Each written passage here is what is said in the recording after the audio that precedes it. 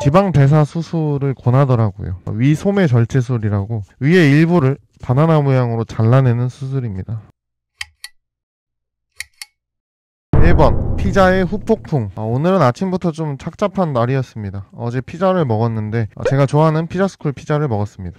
칼로리 계산을 안 하고 그냥 적당히 먹었다 싶었는데 칼로리 입력을 해보니까 거의 2000칼로리를 한 번에 먹었더라고요. 원래는 하루 2000칼로리를 먹어야 되는데 어제는 총 3000칼로리를 먹었습니다.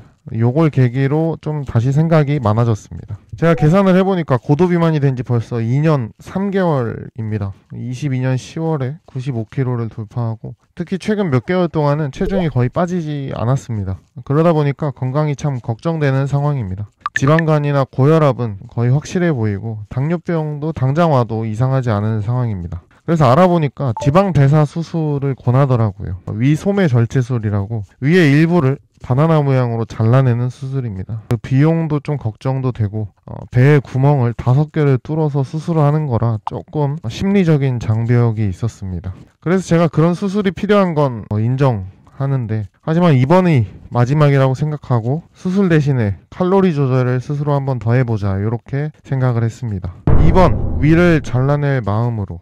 그것과 별개로 제 눈에는 눈물이 고여 있었습니다. 참 마음이 착잡하고 좀 슬펐던 것 같아요. 왜 몸이 이렇게 될 때까지 미루고 미뤘는지 이제 와서 이걸 고칠 수 있을까 하는 생각이 좀 들었던 것 같습니다. 하지만 그렇게 슬퍼하고 있을 수만은 없어서 제가 해야 할 실천 방법들을 뽑아봤습니다. 1번 내과 방문, 건강 체크 및 필요시 약 처방. 2번 칼로리 제한 플러스 운동 루틴 지키기. 하루 1800칼로리, 끼니랑 900칼로리, 하루 3km 걷기 또는 30분 유산소. 3번 음식 및 후식 점검. 우선 내과에 방문해서 건강을 돌이킬 수 없게 되기 전에 미리 좀 체크를 하고 필요하면 고혈압약, 지방간약 등을 좀 받으려고 합니다. 더 이상 외면하면 안 될 것 같더라고요. 추가로 칼로리 제한을 좀 더 빡세게 하려고 합니다. 작은 행동부터 습관화하기 위해서 칼로리 기록하는 습관은 이제는 잘 자리를 잡았고요. 이제는 먹기 전에 칼로리를 미리 체크해서 적정량 900칼로리만 먹으려고 합니다. 그리고 일하는 카페를 멀리 가면서 하루 3km 걷기를 하고 있는데요. 요즘처럼 날씨가 너무 추울 때는 비슷하게 칼로리를 소모하는 30분 유산소로 대체하기로 했습니다.